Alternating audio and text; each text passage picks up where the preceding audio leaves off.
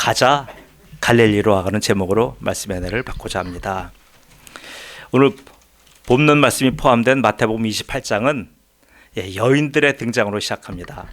그래서 이 여인들이 누구냐 하고 복음서를 전체 우리가 종합해 보면 이 여인들은 최소 4명 이상으로 구성돼요.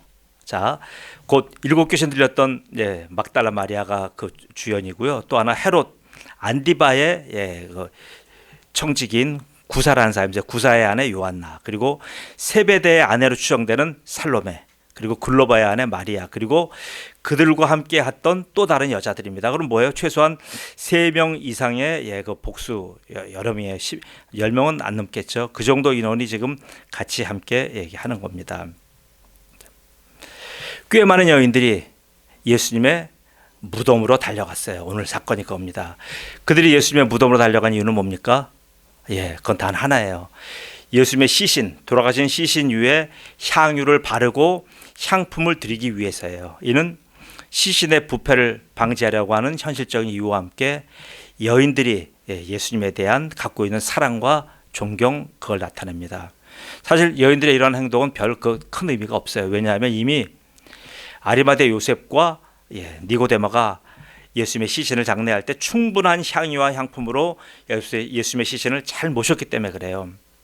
유대 사회는 굉장히 계층 구조잖아요. 그 계층 구조 사회 속에서 최상위의 그런 집단에 속한 아리마대 요셉과 니고데모, 예수님의 제자인데 그 숨어 있는 제자, 그들의 장례법은 얼마나 정중하였겠습니까? 근데 그러나 저러나 어떤 예수님의 장례는 어때요? 장례식이 없는 초라한 장례입니다. 장례식이 없어요. 그냥 시신만 꾸려서 장례식 없이 그렇게 모신 거예요. 그러니 아리마대 요셉과 니고데모는 얼마나 그 예수님의 시신을 정중하게 모셨겠어요. 그 내용이 요한복음 19장 나와요. 제가 한번 읽을게요. 아리마대 사람 요셉은 예수의 제자이나 유대인이 두려워. 우리의 제자들이 전부 다 이렇게 용감한 제자만 있는 거 아니에요? 그것을 숨기더니 이 루에 빌라도에게 예수님의 시신을 달라고 하는 거예요. 담대하게 예수의 시체를 가져가기를 구하며 빌라도가 허락하는지라. 왜요? 그 사회적으로 굉장히 중요한 인물이 예수님의 시신을 달라니까 빌라도가 내주는 거예요. 이에 가서 예수의 시체를 가져가니라. 일찍이 예수께 밤에 찾아왔던 니고데모도 모략과 침향 섞은 것을 100리드라쯤 가지고 온지라. 이에 예수의 시체를 가져다가 유대인의 장례법대로 그 향품과 함께 세마포로 쌌더라. 보세요. 가족도 참여하지 못했어요. 예수님의 형제, 예수님의 동생들도 오지 못했어요. 아주 지금 비밀스러운, 그리고 굉장히 초라한 장례잖아요. 이런 장례를 예수님의 숨어있는 두 제자가 다 치룬 거예요. 바로 그 두 제자가 어디예요? 아리마대 사람 요셉과 그리고 바로 니고데모입니다. 이렇게 이들이 장례를 치렀어요. 이들이 장례를 치르고 나서 그 다음 날이 바로 뭐냐 하면 안식일입니다. 안식일은 유대인들은 안식일에 사람을 갈 정도로 모든 초점을 안식일에 맞춥니다. 이 안식이란 것은 모든 일상을 다 잊어버리는 그런 중요한 날이에요. 안식일이 되니까 사람들은 전부 다 언제 그랬다는 듯이 예수의 십자가 처형을 잊어버리는 거예요. 왜요? 십자가 처형은 그때 굉장히 흔한 일이에요. 로마 정부에 항거하거나 여러 가지 문제가 있으면 엄청나게 많은 숫자가 십자가형으로 죽었어요. 한때 반란된 바리새인들이 1200명이 십자가에 교수형도 거기 달려있는 적도 있었어요. 이 정도로 그 십자가형이 많기 때문에 사람들은 누구 하나 십자가에서 죽었다고 해서 눈 하나 깜짝하지 않아요. 다시 자기네 일상으로 돌아갑니다. 그런 이제 시대적인 배경을 갖고 있어요. 그런데 그 안식일 날 오직 관심이 예수의 시신에 꽂힌 자들이 있었어요. 그들이 바로 오늘 본문에 나오는 여인들이에요. 이 여인들은 안식일 날 뭘 하냐면 예수의 시신이 어디 묻혀 있는가, 그 아리마대 요셉이 모신 그 무덤이 어디 있는가, 이것 탐문하러 다녔어요. 그리고 그걸 알아낸 결과 어떻게 돼요? 주일날 새벽에, 이런 새벽에 이 여인들은 예수의 시신을 찾으러 가요. 예수의 시신을 찾아가서 보니까 어떻게 됩니까? 깜짝 놀랐어요. 무덤이라고 하는 보통 캄캄한 밤에 가니까, 새벽에 가니까 어둡잖아요. 보이지가 않잖아요. 근데 예수님의 그 무덤 갔더니 빛난 빛이 비치는 거예요. 너무나 화내요. 깜짝 놀라서 그걸 들여다보니까 어떻게 돼요? 무덤이 열려 있어요. 열려 있고 무덤을 지키는 로마 병정들은 거기서 엎드려서 벌벌벌 떨고 있어요. 여인들이 도대체 어떤 일인가라고 살펴봤더니 무덤을 가로막고 있던 큰 돌문이 열려 있으면서 돌문 위에 주의 천사가 앉아 있는 거예요. 그래서 주의 천사를 성경은 어떻게 표현하냐면 형상이 번개 같고, 얼마나 환하고 얼마나 빛이 나는 번개 같다고 그랬어요. 눈같이 흰옷을 입은 주의 천사가 무덤 돌문 위에 앉아 있는 거예요. 이 천사는 마치 이 여인들이 오기를 기다리는 것처럼 그런 모습으로 기다리고 있었어요. 그게 본문 오늘 28장 5절 7절에 나오는 내용이에요. 천사가 여자들에게 말하여 이르되 너희는 무서워하지 말라. 십자가에 못 박힌 예수를 너희가 찾는 줄을 내가 아노라. 천사가 얘기합니다. 그가 여기 계시지 않고 그가 말씀하시던 대로 살아나셨느니라. 와서 그가 누우셨던 곳을 보라. 또 빨리 가서 그의 제자들에게 이르되 그가 죽은 자 가운데서 살아나셨고 너희보다 먼저 갈릴리로 가시나니 거기서 너희가 배우리라. 천사가 이렇게 얘기해요. 천사의 소식은 한마디로 정리하면 이거예요. 예수님은 부활하셨다. 여기 없다. 부활하신 예수님은 지금 갈릴리로 가고 계시다. 그러니까 빨리 제자들에게 가서 이 사실을 알려서 모든 제자들을 갈릴리로 오게 하라. 이 내용이에요. 이 소식을 주의 천사로부터 여인들이 듣자마자 여인들의 목표가 바뀌었어요. 곧 예수의 시신을 향유를 부르고 향유를 바르고 향품을 그렇게 하려고 하는 목표가 없어지고 시신이 없으니까요. 여인들이 다시 방향을 턴해서 제자들에게 달려가려고 하는 거예요. 그게 바로 뭡니까? 오늘 본문 8절에 그 여자들이 무서움과 큰 기쁨으로 빨리 무덤을 떠나 제자들에게 알리려고 다름질할세. 그렇게 하는데 보세요. 여태까지는 자기들의 생각을 따라 예수님 앞으로 나왔잖아요. 근데 지금은 뭐가 바뀝니까? 생각이 아니라 주의 천사의 말씀을 따라서 움직이는 존재로 바뀌었잖아요. 여러분 어떠십니까? 우리는 과거에 내 생각을 따라 사는 자들이에요. 그러나 이제는 어떻게 됩니까? 주님의 말씀 따라 사는 자로 바뀐 거예요. 이게 엄청난 변화예요. 겉봐서 모릅니다. 그러나 여러분 왜 주일날 이 행락철에 단풍벌을 구경 안 가십니까? 왜 교회 나오셨습니까? 이건 뭐예요? 여러분들이 주의 말씀 따라 살고 있다는 증거예요. 자, 이게 여인들에게 이렇게 주의 말씀을 따라서 이제 그렇게 턴하면서 가고 있는데 갑자기 더 큰 일이 생긴 거예요. 갑자기 여인들이 앞을 막아서는 한 빛과 같이 빛나는 한 분이 있어요. 바로 그분이 누굽니까? 부활하신 예수님이 여인들에게 나타난 거예요. 그러자 여인들은 자기들의 모든 동작을 멈추고 예수님 앞에 부복해요. 엎드려요. 엎드려서 뭘 잡은 게 예수님의 발을 잡았습니다. 바싹 엎드려서 예수님을 붙잡고 예수님 앞에 절해요. 이걸 뭡니까? 바로 부활하신 예수님이 받으신 첫 번째 예배예요. 예수님이 이렇게 노상 예배를 통하여 여인들을 통하여 가장 하찮은 여인들을 통하여 예수님은 부활 후 첫 예배를 받으신 겁니다. 그때 예수님이 뭐라고 말씀하십니까? 오늘 보면 10절에 이에 예수께서 이르시되 무서워하지 말라. 가서 내 형제들에게 갈릴리로 가라 하라. 거기서 나를 보리라. 예수님께서 이렇게 말씀하신 거예요. 예수님에서 입에서 나온 첫 말씀은 뭡니까? 예배자에 대한 위로와 함께 그리고 뭐예요? 그들에게 사명 주시는 거예요. 보세요. 여러분 주님 앞에 나오셨어요. 주님께 나오신 여러분에게 주님은 먼저 뭡니까? 여러분에게 위로 주셔요. 여러분의 삶의 현장에서 여러분이 지치고 외롭고 힘들었던 모든 상황을 주님 아시고 여러분에게 위로를 주셔요. 오늘 김홍원 집사님 기도를 하셨잖아요. 여러분에게 위로를 주시며 여러분의 숨어있는 아픔과 고민을 예수님께서 전부 다 만져주셔요. 그리고 거기서 머무르면 안 돼요. 바로 여러분께서는 여러분에게 사명 주시는 거예요. 매 예배마다 예수님의 사명이 있어요. 우리가 은혜만 받고 돌아가면 안 됩니다. 은혜 속에는 항상 예수님의 우리에게 부탁하시는 사명이 있는 거예요. 이것 발견하셔야 돼요. 그 사명의 자리가 바로 예배의 자리인 거예요. 그래서 예배에서 항상 두 가지가 있는 거예요. 바로 우리가 위로받아야 되는 것과 그리고 주님께서 우리가 각자에게 주시는 사명, 이거 받아가셔야 돼요. 부활하신 예수님은 교회의 사명을 저 여인들에게 처음으로 나타내셨어요. 그 내용이 뭡니까? 갈릴리로 가라는 것과 거기서 예수님의 제자들을 찾아서 예수님의 부활을 알리라고 하는 내용이에요. 저는 오늘 이 마태복음 28장 이 내용을 가지고 2025년 마무리하는 우리 은혜빛교회 성도들에게 하나님께서 어떤 은혜를 주시는지 어떤 사명을 주시는지 한번 말씀을 통해 찾아보기로 합니다. 자, 첫 번째입니다. 첫 번째는 어째서 여인들입니까? 어째서 이 부활하신 예수님이 여인들에게 나타났습니까? 이런 질문이에요. 저 여인들은 보세요. 어떤 여인들이냐면 교회의 정회원이 아니에요. 교회는 레귤러 회원이 있고요. 템포러리 회원이 있어요. 이 템포러리 임시 회원은 항상 뭐예요? 교회의 절차를 밟아서 계속 교회에서 지도를 받고 학습을 받고 그리고 어떻게 세례를 받으면 비로소 정회원이 되는 거예요. 이런 식으로요. 예수님 교회 레귤러 멤버는 누굽니까? 12명의 제자예요. 그 70명의 전도 나간 제자들이에요. 그리고 500명의 문도들입니다.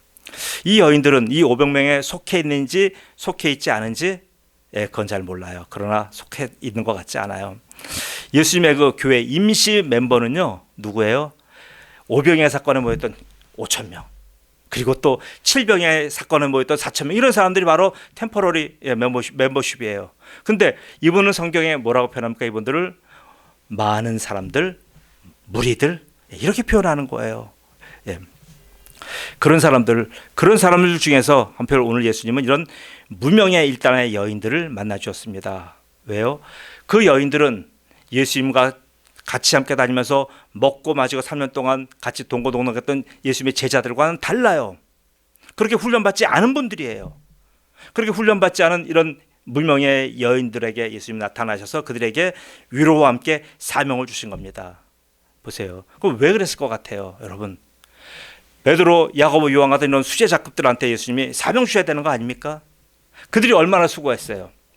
예수님을 쫓아다니면서 얼마나 많은 시간과 날수를 전부 다 헌신했습니까? 근데 예수님은 그들에게 사명 주지 않으셨어요. 지금 이렇게 평범한 무명의 여인들을 선택하셔서 그들에게 오늘 사명 주신 겁니다. 그 이유가 뭐예요? 그 이유는 저 여인들이요, 바로 예수님의 갈보리 십자가, 그 십자가를 지고 올라가는 그 언덕에 같이 함께했던 분들이 바로 이 여인들이에요. 그때 많은 예수님의 교회 정회원 회원들은 다 도망갔어요. 멀찍이 서 있었어요. 그러나 여인들은 아니에요. 예수님은요, 예수님과 함께 그 모든 과정을 다 함께 한 거예요. 그 내용이 바로 마태복음 27장에 나와 있어요. 제가 읽어드릴게요.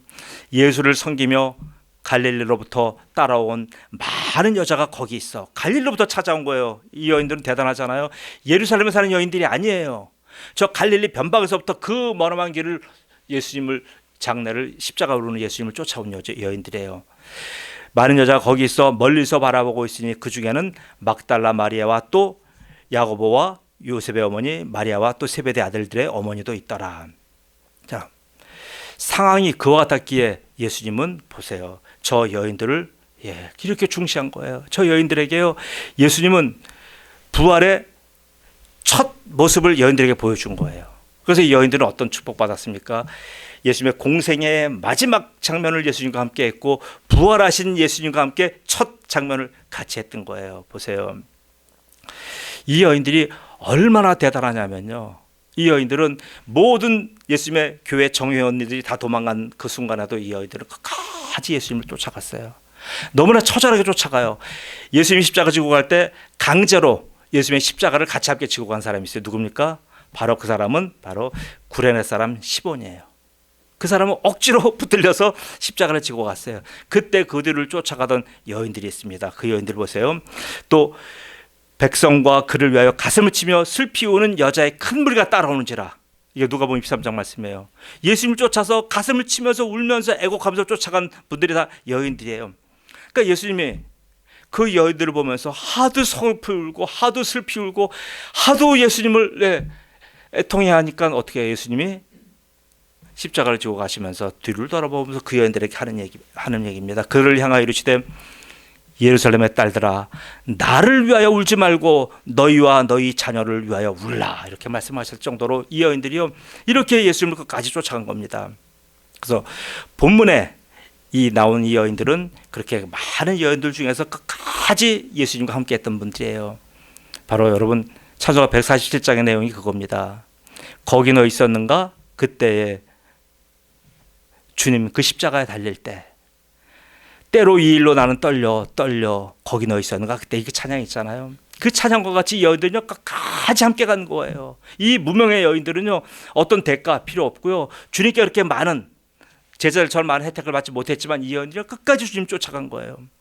그래서 바로 그 여인들에게 예수님은 바로 공생의 마지막 십자가 오르는 장면과 그리고 부활하셔서 첫 번째 장면을 이 여인들에게 예수님 자신을 보여주시고 그들에게 말씀하시며 사명 주신 겁니다.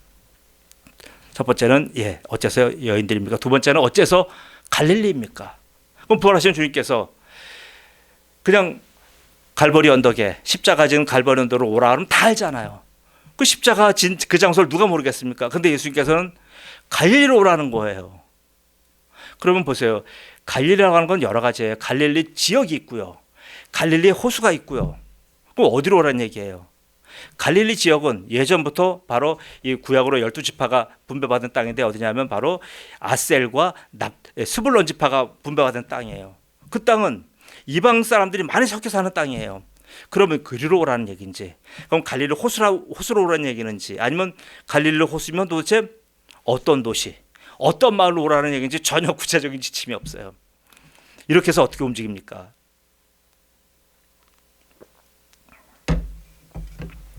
무작정 예수님은 여인들에게 얘기해요. 갈릴리로 오라고 하라. 자, 근데 여인들도 예수님한테 갈릴리 어디요? 물어보지 않아요. 그냥 가서 저라는 거예요. 그래서 내달려요. 왜 그렇습니까? 예수님의 제자들은요 이미 알기 때문에 그래. 갈릴리 딱 들으면요 이 사람들은 알아요. 갈릴리 하면 그들은요 그 얘기만 들어도요 자기 말할 수 없는 감동과 회한과 아픔이 있는 거예요. 자, 그래서 그 갈릴리가 어떤 곳이에요? 그 갈릴리는요 또 예수님이 제자들 처음으로 부르시고 만나주신 곳이에요. 그곳 알잖아요. 마태복음 4장이에요. 갈릴리 해변에 다니시다가 예수님이 다니시다가 두 형제 베드로라는 시몬과 그의 형제 안드레가 바다에 금을 던지는 것을 보시니 그들은 어부라 말씀하시되 뭐라 그랬어요? 예수님이 나를 따라오라. 갈릴리 바다에서 그랬어요. 내가 너희를 사람을 낚는 어부가 되게 하리라 하시니 그들이 곧 그물을 버려두고 예수를 따르니라. 거기서 좀 더 가시다가 다른 두 형제 곧 세베대의 아들 야고보와 그의 형제 요한이 그의 아버지 세베대와 함께 배에서 그물 깁는 것을 보시고 부르시니 그들이 곧 배와 아버지를 버려두고 예수를 따르니라. 그런 곳이 갈릴리예요. 특별히 갈릴리 어디예요? 갈릴리의 전체 관리 호수에서 가장 중심되는 동네가 바로 가버나움이었어요.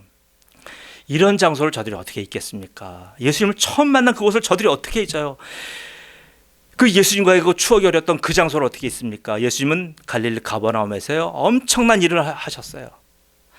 이 예수님 따르던 자들은요 갈릴리 가버나움에서요 예수님의 그 놀라운 치유와 예수님의 그 기적과 예수님의 모든 행사를 다 본 거예요. 곧 백부장의 종을 가버나움에서 고쳐주셨고요.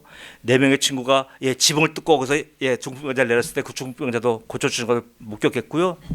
열병에 걸려있는 시몬 베드로의 장모도 고쳐준 것 목격했고요. 왕의 신하의 아들의 질병도 고친 것 봐주셨고요. 다 봤고요. 변화산에서 내려오신 예수님께서 70명의 제자들에게 사명을 주고 전도의 일을 줬을 때 둘씩 짝 쪄나갔던 거기다 참여한 자들이잖아요. 그곳이 바로 갈릴리예요. 그 갈릴리를 저들이 어떻게 있겠습니까? 이처럼 갈릴리 특별히 가버나움은 예수님이 수많은 기적과 이적을 행하신 현장이었어요. 곧 예수님은 이곳에서 많은 일을 하시고 가장 많은 설교를 하신 것이 바로 갈릴리예요. 곧 갈릴리는 예수님의 공생의 전초기지였으며 수많은 예수님의 이적의 산실이었어요. 이것만이 아닙니다. 그 인근에 보세요. 가나의 혼인잔치, 벳세다의 그 오병이어의 잔치, 그거 다 그 인근이에요. 여러분은 여러분에게 여쭙겠습니다. 여러분 각자는 이제 결혼 생활도 해보셨고 다 누구나 첫사랑의 추억이 있어요. 여러분 혹시 첫사랑의 그 사람을 처음 만났던 그때 그 순간 여러분 기억나십니까? 혹시 잊을 수 있겠습니까? 저한테 물으신다면 저는 절대로 잊을 수 없어요. 저는 제 아내 원래 친구였어요. 친구로 계속 지내다가 어느 순간에 갑자기 여인으로 보이더라고요. 전 그때 여인으로 보이던 그 첫 순간을 잊을 수가 없어요. 친구로 보던 때와 다른 바로 똑같은 사람인데 어느 그 순간에 갑자기 그 여인이 제게 여자로 보이면서 그때 왔던 그 제 심장의 울림과 떨림은 지금도 생생합니다. 지금도 그때 그 생각만 하면 너무나 생생하게 떠올라요. 한 컷 한 컷이 다 슬로우 비디오처럼요 전부 다 되살아나면서 저에게 늙어지는 이 가슴을 저리게 합니다. 그 아름다웠던 청춘의 소중한 추억을 제가 어찌 잊겠습니까? 어찌 부인하겠습니까? 정종의 향수라는 그런 시처럼 절대로 잊을 수 없는 거예요. 예수님의 저 말을 전해드는 제자들은 바로 이 말을 듣자마자 갈릴리로 가라고 하는 여인의 말을 통해서 듣자마자 그들의 가슴속에는 쿵쾅대는 심장의 고동소리가 들리는 거예요. 예수님의 갈릴리로 가라고 하는 저 말씀에 저들의 돌처럼 차갑게 식었던 가슴이 다시 뜨겁게 달아오르는 거예요. 저들의 죽은 세포가 살아납니다. 막혔던 혈관이 다시 돌아요. 그동안 숨도 제대로 쉬지 못하면서 숨어서 눈치만 보던 그런 제자들이 다시 세상으로 나올 힘이 생기는 거예요. 그곳이 어디냐고요? 그곳이 바로 갈릴리예요. 곧 갈릴리는 저들이 출발한 곳입니다. 청운의 꿈을 안고 예수님을 따랐던 바로 그곳이에요. 그래서 갈릴리는 저들의 정체성이며 자부심이며 곧 저들의 사명의 현장이었던 거예요. 세 번째는 그럼 어째 거기서 예수님이 만나자고 하시는 겁니까? 그 이유는 하나예요. 예수님의 약속 때문에 그래요. 예수님 약속하셨어요. 예수님은 처음에 갈릴리 호숫가를 다니면서 제자들을 부를 때 약속하셨어요. 뭐라고 약속하셨습니까? 그들의 대부분은 예수님의 제자들의 주력 부대는 다 고기 낚는 어부들이에요. 고기 낚는 어부들에게 뭐라고 예수님이 뻥치셨냐면요. 자, 말씀하시되 나를 따라오라. 내가 너희가 지금 고기 한 마리 잡으면 너희가 앞으로 고기 100마리 잡는 어부로 만들어주겠다. 이런 약속하지 않으셨어요. 예수님 뭐라고 말씀하셨냐면요. 내가 너희로 사람을 낚는 어부가 되게 하리라 약속하셨어요. 그 약속 때문에 갈릴리에서 만나자고 한 거예요. 그 약속을 이행하시려고 부활하신 예수님이 갈릴리로 달려가신 거예요. 갈릴리에서 예수님 먼저 오셔서 그 호숫가에 앉아서 숯불을 피워놓고 제자들을 기다려요. 제자들의 옛 모습을 거기서 기다리는 겁니다. 변화된 모습을 그리며 이 제자들이 지금 어떻게 살고 있고 그 변화된 모습, 내가 십자가 올라갈 때 전부 다 도망갔던 이 친구들 모습이 어떤가 예수님 기다리고 있어요. 근데 멀리서 보니까 갈릴리호수에 배 한 척이 왔다 갔다 합니다. 봤더니 예수님 알잖아요. 자기의 제자들이 거기서 고기 잡고 있는 거예요. 그 예수님을 떠나서 십자가에 예수님이 너무나 힘들고 너무나 지치니까 예수님 보고 다 도망해서 애들이 어디 가요? 갈릴리 호숫가에 숨어서 다시 자신의 생업으로 돌아간 겁니다. 그 모습을 예수님 보시면서 가슴이 점이 옵니다. 가슴이 타는 거예요. 이 제자들이 왜요? 예수님이 아픈 건 여러 가지 요인이 있어요. 자신의 생업으로 돌아간 것도 가슴이 아프지만 자기들이 그렇게 갈릴리의 어부로 잔뼈가 구운데 불구하고 예수님이 지켜보니까 이들이 그렇게 그물질은 많이 하고 투망질은 계속하지만 물고기를 한 마리도 못 잡는 거예요. 아니 저자들이 도대체 갈릴리의 전문가들 맞는가? 저렇게 평생 동안 해왔던 저희를 왜 저렇게 공치지? 아무리 투망질을 해대도요 고기 하나 못 잡는 거예요. 연신 허탕치는 거예요. 자, 이들은 누구예요? 바다 일의 전문가들이잖아요. 지금 자신들의 주업에서 형편없이 지금 깨지고 있는 장면, 그걸 예수님께서 다 지켜보셨어요. 밤이 새도록 먹을 생선 한 마리도 못 잡는 거예요. 그러나 마침 그 자리에 오신 예수님이 저들이 지쳐서 올 때 예수님이 얘기하는 거예요. 저들에게 야, 생선 좀 갖고 와서 우리 같이 밥 좀 먹자. 근데 저들은요 사실 밤새도록 잡았지만 자신들이 요기를 때울 생선 한 마리 못 잡은 거예요. 자, 보세요. 그러니 어떻게 됩니까? 지금 이런 상황 속에서 지금 저들은 절절절절 매는 거예요. 그러니까 그걸 보고 예수님이 그래요. 안 되겠다 싶어서 예수님이 그들의 생업의 현장에 예수님이 코칭하셔요. 예수님이 뭐라고 얘기합니까? 자, 니네 그러지 말고 니네 배가 있는 우측에다 그물을 한번 던져라. 그러니까 이들은 예수님인 걸 몰라보는 거예요. 그러니까 한 선생님이 랍비가 계시면서 자기한테 그물을 글로 던지라고 하니까 거기 다른 복음서에 나옵니다. 우리가 밤을 맞도록 우리가 그물을 던졌으나 한 마리도 못 잡았으나 그 말씀에 의거하여 우리가 그물을 내리겠나이다 하고 가히 그 투망을 던져요. 딱 던지니까 갑자기 거기서 어마어마한 물고기가 올라오는 거예요. 그물이 찢어질 정도로 간신히 들어올린 거예요. 이 광경에 베드로는 깜짝 놀라요. 보세요. 여러분, 투망질 해가지고요 물고기 몇 마리 잡을 수가 없어요. 이렇게 지금 이 물고기가 얼마나 많은지 베드로가 여태까지 이 바다에서 그런 물고기를 본 적이 없어요. 그러니까 너무나 놀라가지고 이 물고기를 잡으라고 그 명령하신 분은 관심이 없고요. 물고기에 취해가지고요 베드로가 그 물고기를 다 씌워봐요. 왜요? 이런 일을 본 적이 없기 때문에 그래요. 그 작은 투망 갖고요 그 갈릴리 호수의 물고기는 어떤 거냐면요 우리 향어 같고요, 잉어 같고요, 뭐 이런 큰 물고기, 가무치 같고 이런 큰 팔뚝 많은 고기들 그런 거를 여러분 보세요. 쉬어보니까 무려 153마리가 잡힌 거예요. 153마리가 잡히고 나서 너무나 놀래. 이거는요 도저히 그 그물로 도저히 전문가가 잡을 수 없는 수준이에요. 여기서 같이 함께 물질한 어부가 아닌데도 불구하고 베드로 따라서 할 일 없으니까 와서 고기 잡은 친구가 누구냐면 바로 도마도 거기 내려와 있고요, 나다넬도 와 있는 거예요. 이 친구들은 어부가 아닌데도 불구하고요 할 일이 없으니까 베드로 따라 야고보 요한 따라 여기 가서 같이 그물질하는 친구가 있었어요. 그들도 다 놀라는 거예요. 이게 뭔가 도대체 이 일이. 그러니까 그 상황을 보고 요한이, 세베대 아들 요한이 깜짝 놀라. 이건 우리가 할 수 있는 성격이 아니다. 이건 우리가 아무리 노력해도 얻을 수 없는 거다라고 하면서 다시 한번 저 바닷가에 계신 그분을 보니까 바로 큰 소리 치는 거예요. 야, 예수님이다. 바로 주님이다.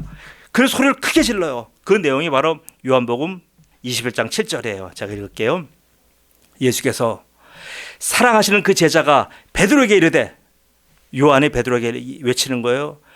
야, 우리가 153마리 잡았는데 이거 지금 잡게 하신 분이 주님이시다 하니 시몬 베드로가 벗고 있다가 물에서 그물 던지면 팬티만 입고 있잖아요. 주님이라는 말을 듣고 베드로가 겉옷을 두른 위에 바다로 뛰어내리더나. 너무나 놀란 거야 이 모든 사람들이.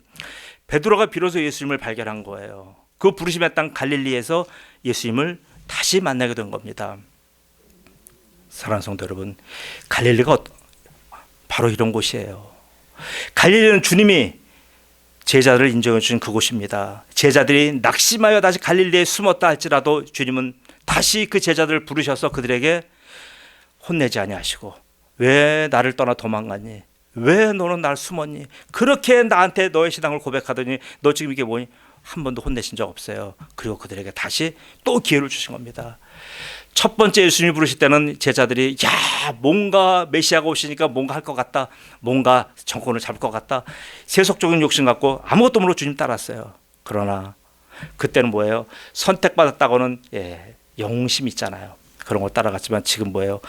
그 예수님을 가서 보니까 3년 동안 죽을 고생 다 했잖아요. 마지막은 뭐예요? 마지막 십자가 죽음이잖아요. 그러니까 제자들이 예수님한테 질려버린 거예요. 아니 도대체 뭐냐? 예수님을 쫓아서 우리의 모든 젊음을 다 바치고 했는데 마지막은 십자가니, 그 젊고 혈기가 펄펄한 젊은 청년들이 더 이상 예수님 쫓아가고 싶겠어요? 아니잖아요. 그리고 또 하나 뭐예요? 예수님의 그 십자가를 보니까요 너무나 무서운 거예요. 자기들도 저 예수님 쫓아가다 꼭 저 신자가 될 것 같아요. 그러니까 전부 다 도망갈 수밖에 없잖아요. 제가 그랬어요. 제가 30년이 넘게 한 32년 동안 제가 신학교를 다녔어요. 신학교에서 한 10대 군데를 다니면서 제가 신학교에서 공부한 횟수만 10년이 넘어요. 뭡니까? 그리고 공부해놓고 왜 안 나가요? 두려우니까. 어디서 선교사를 보낼 것 같으니까 두려우니까 안 가고, 또 학교를 옮기고, 또 이 교회에서 가면 이 교회에서 사명 주니까 또 저 교회로 도망가고, 제가 그렇게 살았습니다. 왜요? 주님을 따르는 것이 너무나 두려웠어요. 너무나 힘들었어요. 도대체 주님 따라서 좀 이게 무슨 좀 좋은 일이 안 생기나? 좀 더 이렇게 좀 어떻게 산뜻한 일이 안 생기나? 밤낮 주님 따르면 이렇게 두렵고 어렵고 힘든 일만 내 앞에 있는가? 그래서요, 다시 이 제자들은 생업으로 돌아갔고 고향으로 돌아간 겁니다. 자, 예수님을 따르던 그 열기, 예수님과 함께 했던 그 추억, 그건 전부 다 갖다 버리고요, 이제는 생업 현장 돌아간 겁니다. 자, 생업 현장 돌아가서 살았어요. 저도 마찬가지예요. 생업 현장 가서 나름대로 열심히 살았어요. 그런데 보세요, 놀란 게 뭐니까, 저는 더 이상 주님 찾지 않았어요. 제자들도 주님 찾지 않았어요. 그런데 예수님이 그 생업의 현장에 오신 거예요. 물고기 잡는 제자들에게 예수님이 다가오신 거란 말이에요. 제가 그렇게 주님 떠나서 제 나름대로 머리 굴리며 살고 있을 때 예수님이 제 삶의 현장에 오신 거예요. 오셔서 예수님은 혼내지도 아니하시고 그 작대기로 저를 패지도 아니하시고, 주님께서는 뭐예요? 대신 제가 생업의 현장에서 절절매고, 제가 찔찔매고, 제가 가진 고생 당할 때 예수님은 그 옆에서 묵묵히 저와 함께 해주셨던 겁니다.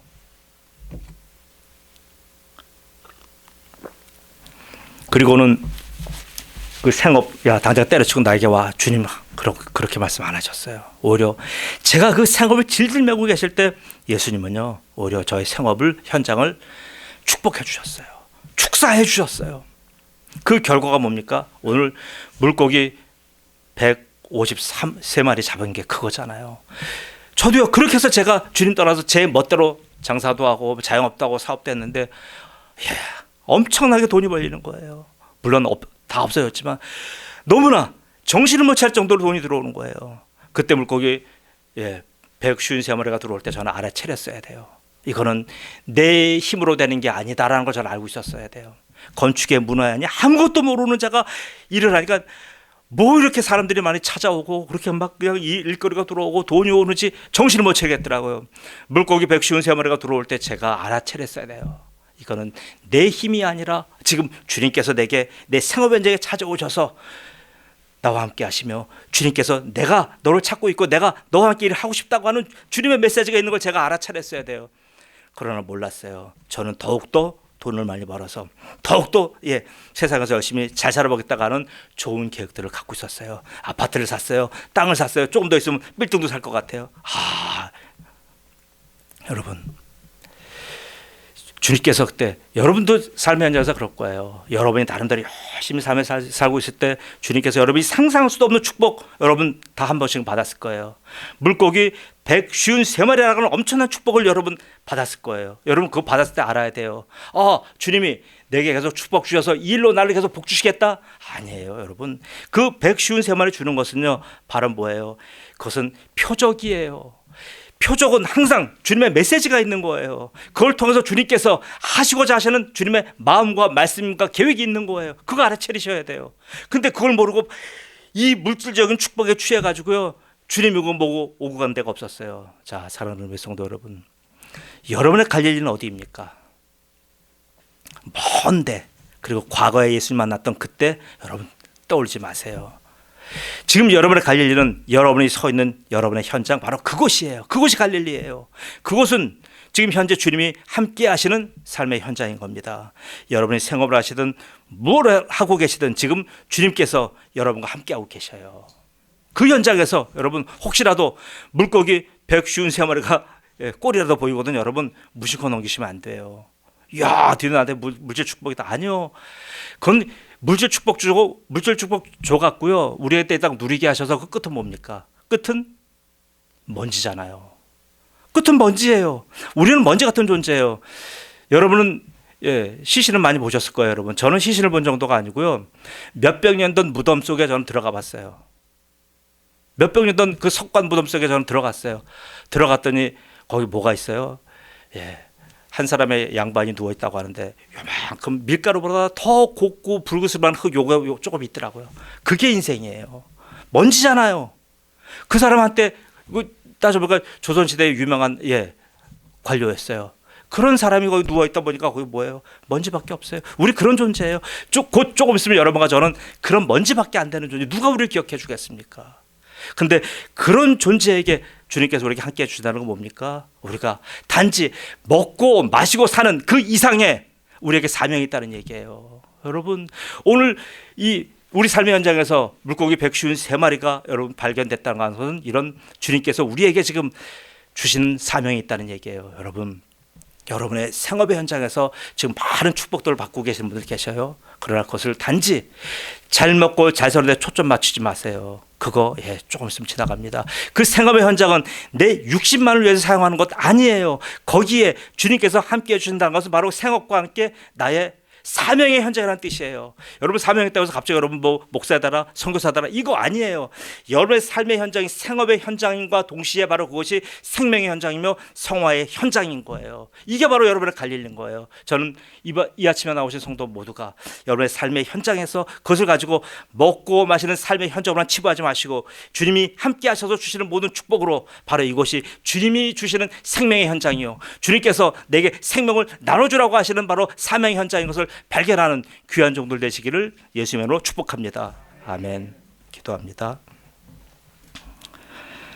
살아계신 아버지 하나님 은혜 감사합니다. 아버지 하나님, 나의 갈릴리는 어딘지 다시 한번 돌아보게 하신 것을 감사합니다. 주님께서 하고 많은 것 중에 우리를 갈릴리로 가게 하셨고, 물고기나 잡으러 다녔던 우리에게 아버지 하나님 이제는 물고기 잡는 인생으로 인생 마감시켜 주지 아니하시고 사람을 낚는 업으로 우리를 만들어 주시기 위해서 아버지 하나님 이렇게 우리에게 그 많은 시간을 기다려 준 것을 보았습니다. 아버지 하나님, 이 아침에 나오신 사랑하는 주의 은혜백 성도 모두가 하나님 바로 이렇게 삶의 현장에 모든 아버지 하나님 축복의 물고기를 지금 원합니다. 생업의 현장에서 막대한 하는 축복을 갈구합니다. 그런 아버지 하나님 거기에 머무르지 않게 하시고 그 삶의 현장에서 물고기만 세다가 물고기만 가지고 먹고 마시다가 이 땅 보내지 않게 하시고 그곳에서 아버지 하나님 물고기 너머에 계시는 하나님의 생명의 현장, 사명의 현장, 하나님께 주시는 증인의 사명 다 감당하는 그런 위대한 성도들대로 하나님 한 분 한 분 세워주시고 축복하여 주옵소서. 무엇을 꿈꾸든지 간에 무엇을 하기를 원하든지 간에 그것이 목적이 아니라 그 뒤에 숨어있는 바로 하나님의 영광을 위해 살아가는 목적을 발견하는 주의 성도들로 한 분 한 분 다 세워주옵소서. 감사하며 예수님의 이름으로 기도드리옵나이다. 아멘.